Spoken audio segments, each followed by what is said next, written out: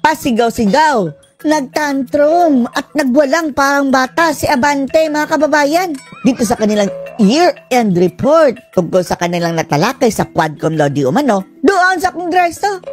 Sabi pa ni Abante, base daw sa kanilang nalikom galing sa kanilang mga testigo katulad ng Matobato, Asierto, Taguba, Kerwin Espinosa, Mabilog at iba pang mga drug personalities dati, mga kababayan, ha, nung panahon ni dating Pangulong Duterte, ay napagtanto daw nila, mga kababayan, mga buhayang congressman, na ang ginawang ito ni Duterte ay isang maladiablong atake na nilalabag ang karapatan ng bawat tao. Yan talaga, mga kababayan, karapatan daw ng bawat tao ang nilabag ni Duterte, sabi ng Pastor Jack. Pastor ko no, mga kababayan, obispo pa daw. Niyo, naalaki pa ng cross, mga kababayan. Mukhang binabastos niya, mga kababayan, habang sinusuot niya ang cross na ito ay pawang kasinungalingan ang pinagpuputak dito si Abanting paatras, mga kababayan. Panoorin niyo po, ha, pero bago po yan, pasasalamatan po muna natin, mga kababayan, itong napakabait nating mga viewers all over the world. Kagaya na lang ni na Akina Yoshida, DJ Lapay, Madam Cecilia Adane at Limwell Ray. Maraming salamat po, mga kababayan, sa inyong generosity. Narito po ang video. For such diabolical attacks. Wow, maladiablong atake daw, mga kababayan, ha? Galing mismo sa taong parang diablo kung magsinungaling, mga kababayan. Na tinatawag ang sariling pastor ko, no? Pero grabe ang luho. On the sanctity of life. Diabolical attack, maladiablong atake sa sanctity of life. On every human being. Hindi lang every Filipino, ha? Every human being pa daw. Correction, every drug addict. Every dorogista. Bakit sa survey, Abante, ang war on drugs si dating Pangulong Duterte is more than 80% approved. Every human being. Diyan palang kitang-kita na ang iyong pagsisinungaling. Ikaw ang diablo. Human being. Human Kung being. iniisip po natin na magagawa mo ang gusto mong gawin.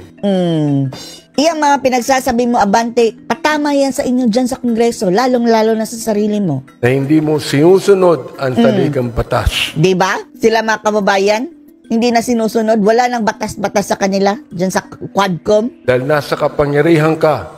Dahil nasa kapangyarihan kayo ngayon. Mr. Speaker, nais namin sabihin sa iyo na matatapos din ang mga bagay na yan. na matatapos din ang kapangyarihan nyo. Lahat ng mga pinagsasabi nila, mga kababayan, no? Mensahe nila sa kanilang sarili.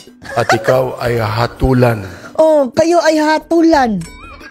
Mga buhaya ng kayo. taong bayan. Talaga. Hahatulan kayo ng taong bayan. Humanda kayo. Matatapos din ang inyong paghahasik ng lagim dyan. Ito pong House of Representatives Thieves. Representatives. ay ang bahay po ng taong bayan. Bahay yan ng buhaya, ungas. The most rotten institution in the Philippines, sabi ni dating Pangulong Duterte. Kapag tayong lahat ay inelect ng taong bayan Kung pwede nga lang i-abolish siya yung Congress, mga kababayan, di ba? upang tayo ay magbusisi ng lahat ng katiwalaang nangyayari. Except sa kanilang sarili, na which is, mga kababayan, ang Congress ang number 1 na nagbibleed ang pera. Dahil dyan dumadaan ang mga proyekto, mga kababayan, sa kanila. Lalo-lalo na yung sa DPWH, mga kababayan, na for the first time in history, ngayon lang ang may pinakamalaking budget, mga kababayan. Maliban pa yan sa ayuda, ha? At ang mga proyektong ito, dadaan sa mga congressman. At lahat ng iyan, may cut daw, mga kababayan. Thieves. Sa ating pamahalaan. But the war on drugs resonated a policy of kill, kill, kill. The drug addicts, mga durugista, kriminal at iba pa, kung hindi sila magpapasakop sa gobyerno. Ang sabi nito si Abante, mga kababayan, grabe, prior to that, mga kababayan, thou shall not kill, thou shall not kill. Mga Bible verses, mga kababayan. Ang tanong namin sa iyo, Abante, ngayong wala ng war on drugs, natigil ba ang patayan? Ang namamatay ngayon ang mga inosente. Kaya nga nagustuhan ng mga tao ang war on drugs dahil ang namamatay ay ang mga drugista. At hindi naman sila pinatay ha, na walang kalaban-laban. Malamang ang iba mga kababayan namatay ng walang kalaban-laban dahil ang pumatay mga kababayan ay yung mga pulis na mga protektor nila.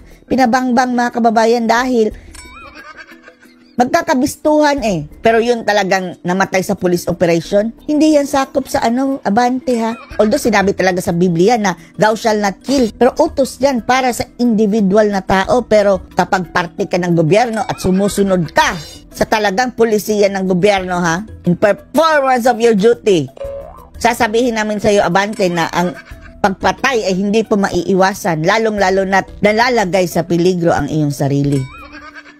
Kahit pa sa Biblia Abante, andyan na yung mga patayan. At ang authority, may karapatan magbitay, di ba? Napako nga sa krus si Kristo dati. Dati pa yan ha. Kung pagbabasihan mo talaga ang Biblia Abante. Pero hindi po tayo magmamagaling mga kababayan. Dahil hindi tayo gagaya nitong parang huwad na propeta mga kababayan Gagamitin ang mga kababayan, cross, ang Diyos in vain. Para kunwari, pakita sa mga tao na isa siyang banal.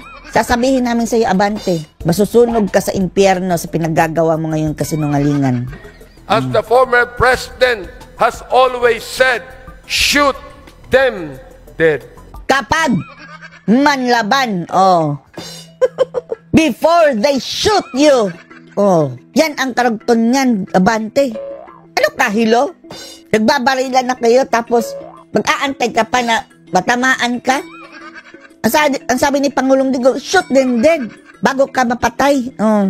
Ang Davao Model. Rewards for killing drug suspects. Davao Model. Under this system, police officers were given monetary rewards for killing drug suspects.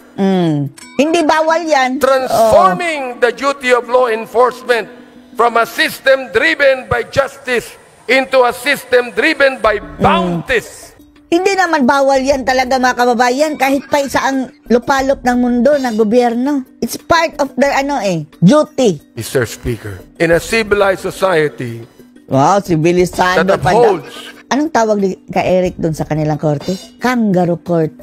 Civilized society pa ba yan? Kangaroo court nyo? of law and you Court of law! As if naman korte sila mga kababayan na ang mga abogado pinapakulong nila na may mga kaalaman dyan sa korte.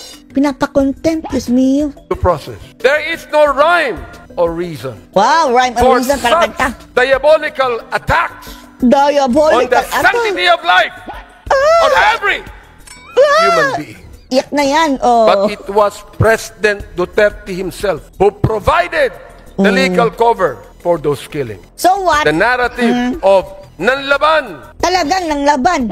Mga adik yan Mga durugista mga kababayan. Tingnan nyo mga adik ngayon. Di ba ang pinapatay? Grabe. Salamat na nga lang tayo naiwan ngayong adik mga kababayan. Yung mga pipitsugin dati. Dati talaga mga kababayan sa panahon ng dating Pangulong Digong, yung mga adik na talagang hardcore. Ngayon mga kababayan parang muling nag-regrow sila. Yung mga tuta dati. Ngayon unti-unti nang lumalaki mga kababayan. Or fought back became the legal justification for this operation. Bakit? Walang namatay na pulis. Yan ang tanong namin. Kung hindi sila nang laban talaga. As PRRD himself encouraged officers to provoke suspects into resisting arrest. Bawal yan. Hindi yan bawal sa batas. In fact, yan talaga ang ginagawa ng training sa pulis. Base sa kanilang rules of engagement.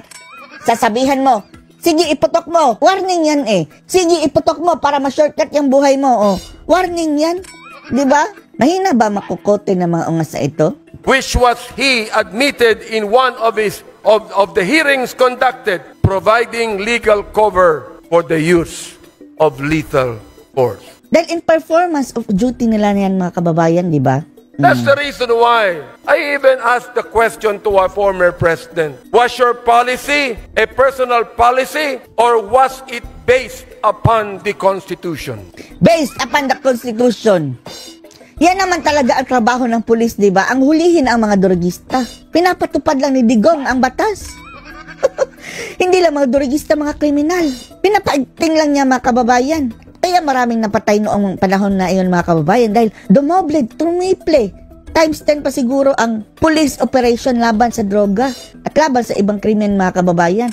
Hindi katulad ngayon o palampa. Walang napapatay na adik dahil wala din gaanong operasyon. Tapos anong nangyari? Ang adik ang pumapatay mga kababayan ng mga inosente. Abante punyeta There ka. was a grand conspiracy. O, grand conspiracy na. Tapos ang kanilang reference niyan mga kababayan, Mato-Bato, Las Cañas, Asierto, Mabilog, Kerwin Espinosa, at marami pang ibang mga witness si Trillian. Course of our hearing. Ang lahat ng iyon mga kababayan ay sabit mga kababayan sa isyu ng illegal na droga. At wag na kayo makinig dyan mga kababayan dahil lahat kasinungalingan. Bakit nasabi natin kasinungalingan? Ang kanilang mga witness mga kababayan ay wala na po mga credibility yan. At ito namang mga buhaya, ina-accept nila as universal truth na ang sinasabi nila. O ano masasabi niyo dito? Post your comments below.